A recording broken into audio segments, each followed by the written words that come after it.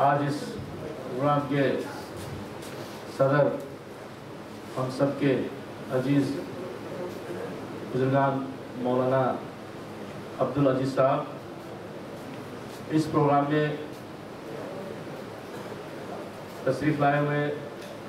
हमारे पड़ोसी मुल्क भारत के मौलाना खलील अहमद साहब, जमीयत उलमा नेपाल के शाह अध्यक्ष हमारे बहुत ही अजीज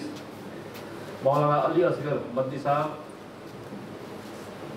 जमीयत उलमा नेपाल के महासचिव बहुत ही मेरे अजीज मौलाना खालिद सिद्दीकी साहब, इस मंच में तमाम जमीयत उलमा के मेंबरान, दूर दराज से तशरीफ लाए हुए हमारे जैसे कि विराटनगर से जमाली साहब, फिरोज साहब, लगायत यहाँ के मेयर साहब, उप मेयर साहब,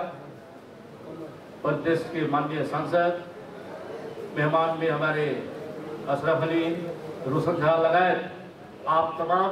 उलमाए करम, मेरे तरफ से अस्सलाम वालेकुम व रहमतुल्लाहि व बरकातहू। काफ़ी बात आ चुकी है और सबसे पहले मैं जमीयत उलमा को शुक्रिया अदा करना चाहता हूँ जो इस महफिल में मुझे दावत करके यहाँ पे बुलाए और काफ़ी बात यहाँ पे उठी।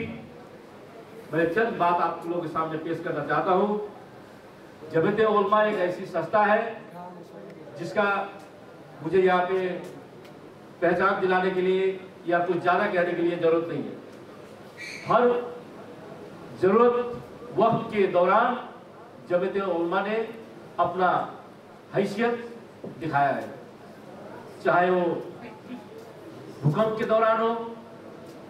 चाहे वो कोविड के कोरोना वायरस के दौरान में हो, चाहे वो बाढ़ के दौरान हो या कोई भी इस तरह की मुसीबत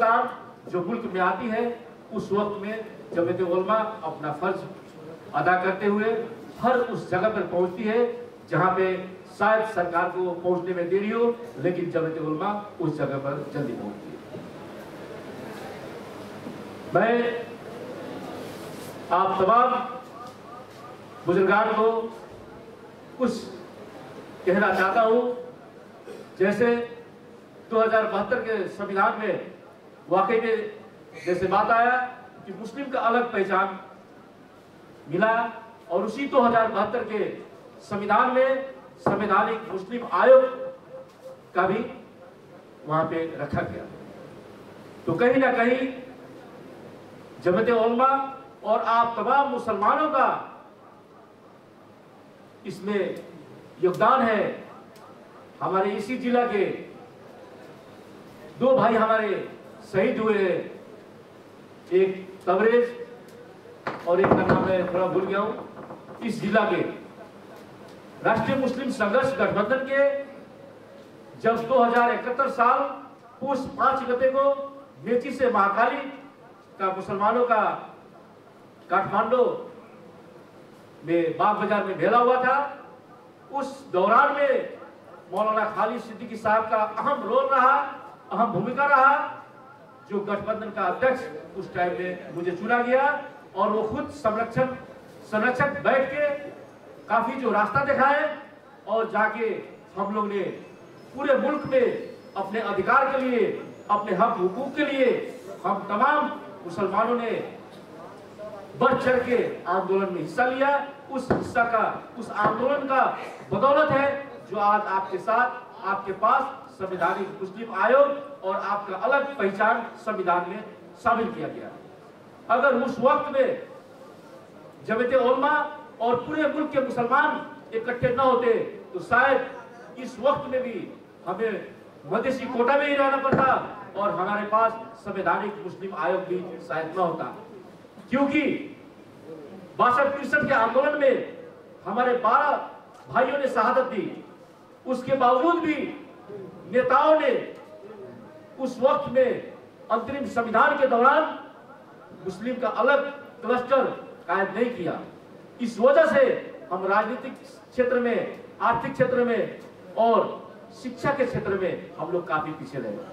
अगर उस वक्त में चाहे किसी भी पार्टी का नेताओं ने हमारे ऊपर ईमानदारिता दिखाया होता तो उस वक्त में अगर अलग मुस्लिम का क्लस्टर कायम कर दिया था तो आज हम बहुत आगे बढ़ चुके होते। लेकिन अल्लाह को वही मंजूर था, देर से ही सही, जब हम आपने समझा कि हम अपना लड़ाई जब तक हम खुद नहीं लड़ेंगे, अपना आवाज को खुद बुलंदी नहीं करेंगे, तब तक हमारा आवाज सुनने वाला ये सरकार और इस देश के पार्टी का बड़े बड़े नेताओं लोग को महसूस नहीं होगा। तब जाके जो है राष्ट्रीय मुस्लिम संघर्ष गठबंधन का जन्म हुआ और उसमें अहम रोल जमीयतुल उलमा का था। मैं इस मंच से आप लोगों को जानकारी कराना चाहता हूं। उसी दौरान में हम लोग ने अपने अधिकार के लिए, अपने हक हुकूक के लिए संविधान में हमें ये चीज चाहिए बोल के हम लोग ने एक खाका तैयार किया। उस वक्त में एक अहम चीज हमसे छूटा,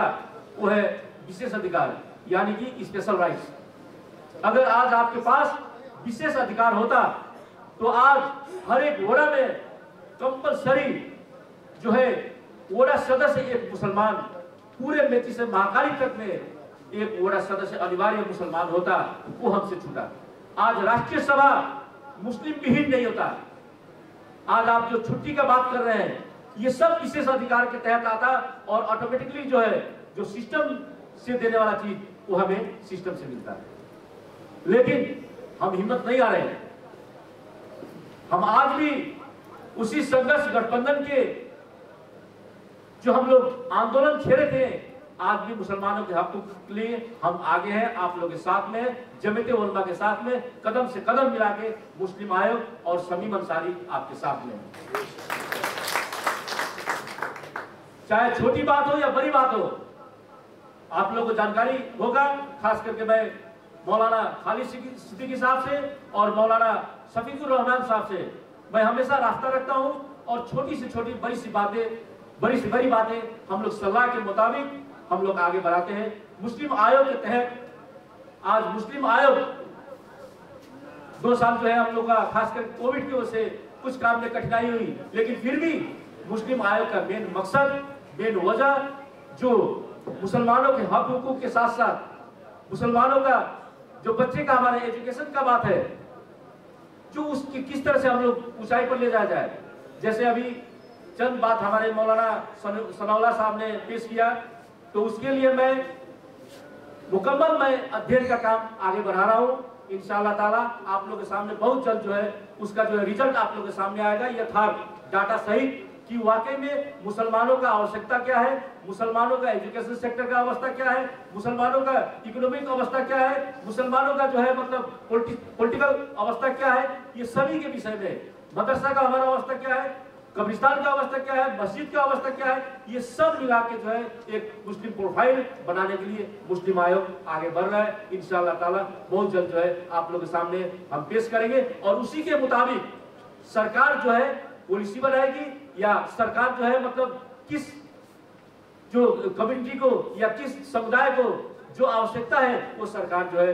जब तक हम प्रोफाइल नहीं बनाएंगे, जब तक हम अध्ययन नहीं करेंगे तो हमें कुछ मालूम नहीं होगा। आज सही पूछे तो कोई भी सरकार के कोई भी निकाय के पास में कोई भी हमारे मुस्लिम का प्रोफाइल या आपका डाटा सही डाटा नहीं है। इसलिए मुस्लिम आयोग जो है ये अध्ययन का काम जो है आगे बढ़ाया है। इंशाअल्लाह ताला आप लोग से रास्ता रख के और कई चीज जो है मतलब इससे पहले भी हमारा बात हुआ है मौलाना खालिद सिद्दीकी साहब से कि मुस्लिम आयोग और जमीयत उलमा कुछ मिल के हम लोग काम आगे बढ़ाए, ताकि जैसे कि अवेयरनेस का काम है, काफी चीज जो है एजुकेशन और अवेयरनेस हमें बहुत जरूरी है, क्योंकि जो है हम सिर्फ शहर में देखें तो कुछ जानकारी है, लेकिन गांव गांव में हम जाएं तो वहां पे जो है चेतना का बहुत कमी है। आज भी इस दौरान में हम काफी चीज जो है मिलजुल के आगे काम कर सकते हैं ताकि कौम के लिए ज्यादा फायदा हो। आप लोगों को जानकारी होना चाहिए, जब हमें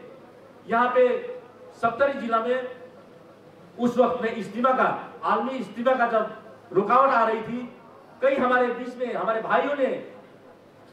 नेताओं लोगों के पास में जाके ये भी कहा कि नहीं क्या जरूरत है इज्तिमा कराना, क्या जरूरत है भीड़ भड़ाका करना, लेकिन मैं आप लोगों को जानकारी कराना चाहता हूं, अगर उस वक्त में अगर वो इस्तीफा ना होता तो आज शायद ये हॉल में इतना मजमा भी ना होता, क्योंकि सरकार जो है अगर उस वक्त में हम बैठ जाते, चुप लगा देते, तो ये होता कि जो है मुस्लिम भेला शायद कभी ना होता।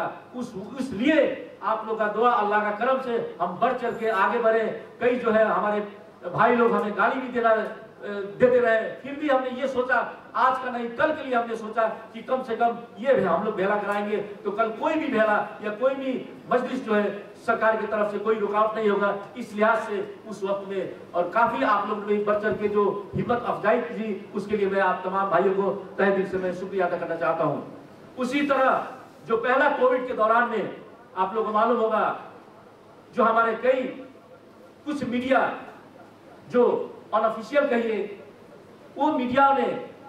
ये इल्जाम हमारे ऊपर, हमारे मुसलमान भाइयों के ऊपर लगाया, खास करके उलमाए करम मौलाना के ऊपर लगाया कि ये जो है मदरसा में मस्जिद में छिप के बैठे हुए हैं। उस वक्त में हमारा कोई भी मुस्लिम लीडर कहिए या नॉन मुस्लिम लीडर ये कहने की जरूरत नहीं किया कि नहीं भाई ये मुसलमान छिप के नहीं बैठे हैं। लेकिन उस वक्त में हमने जो है